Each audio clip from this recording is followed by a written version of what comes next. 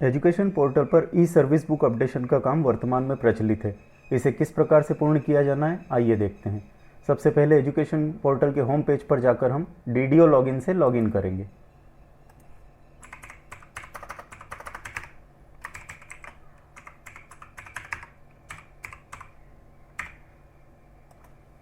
Login होने के बाद इस प्रकार का पृष्ठ प्रदर्शित होगा, जिसमें ई सर्विस बुक वाले ऑप्शन पर हमें क्लिक करना है। इसमें जो ऑप्शन हमें सामने प्रदर्शित होते हैं, इसमें अपडेट ई सर्विस बुक, जहां पर पहला ऑप्शन आ रहा है अपडेट वेरीफाइड ई सर्विस बुक। ये सारी सर्विस बुक्स पहले अब वेरीफाई की जा चुकी हैं, लेकिन चूंकि इन्हें पुनः अद्यतन किए जाने के निर्देश प्राप्त हुए हैं, इसलिए अपडेट वेरीफाइड ई सर्विस बुक पर हम क्लिक करेंगे। यहाँ पर हम कर्मचारियों की सूची देखें पर क्लिक करेंगे तो संकुल के अंतर्गत जितने भी लोक सेवक हैं उन सभी के नाम यहाँ प्रदर्शित होंगे। उसमें जिस कर्मचारी की, जिस लोक सेवक की सर्विस बुक हमें अपडेट करनी है, उनके नाम पर हम क्लिक करेंगे। इसके अलावा एक और ऑप्शन हमारे पास है, हम उनका यूनिक कोड यहाँ पर प्रविष्ट करके सीधे उनकी सर्विस बुक भी देख सकते हैं। यहाँ पर यूनिक कोड प्रदर्शित होगा, जिस पर हम जब क्लिक करेंगे तो सारे मीनूज उस पर्टिकुलर लोक सेवक के प्रदर्शित होने लगेंगे।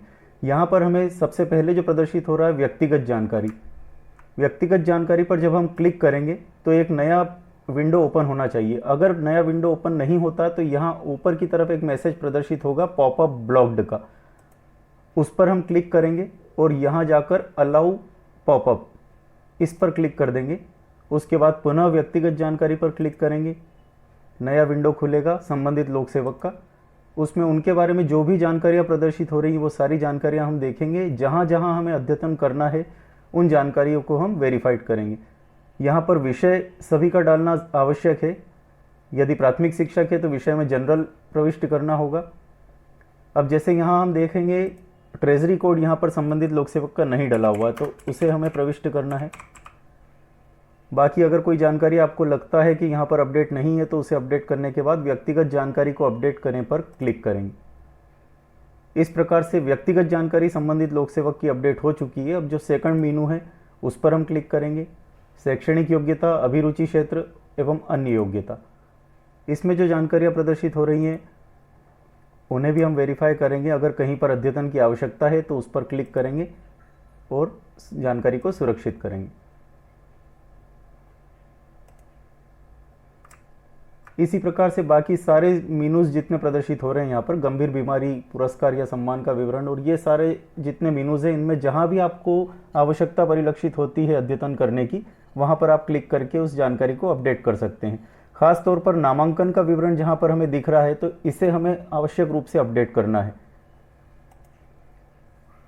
अब यदि एनपीएस एम्प्लॉय हैं तो उनके इसमें दो जगह नामांकन आएगा, कंट्रीब्यूटरी पेंशन में और एक जीआईएस में। यहाँ पर जैसे जीआईएस में नामांकन नहीं किया हुआ है तो इसे हम प्रविष्ट करेंगे।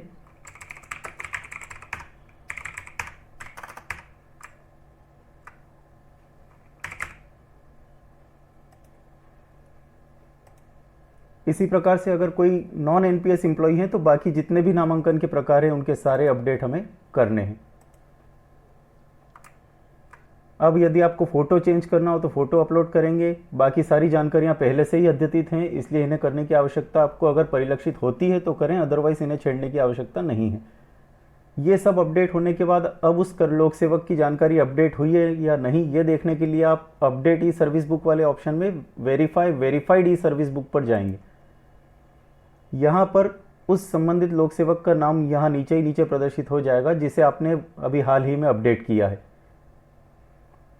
इनके अलावा जिन लोक सेवकों की अभी तक ई सर्विस बुक वेरीफाई नहीं हुई है, उनके लिए अगर आपको अपडेट करना है तो ई सर्विस बुक वाले ऑप्शन में सेकंड वाला मेनू एडिट अपडेट अनवेरीफाइड ई सर्विस बुक पर जाकर जो लोक सेवकों की सूची प्रदर्शित हो रही है उसमें जाकर संबंधित लोक सेवक की जानकारियों का अद्यतन इसी प्रकार से हम कर सकते हैं।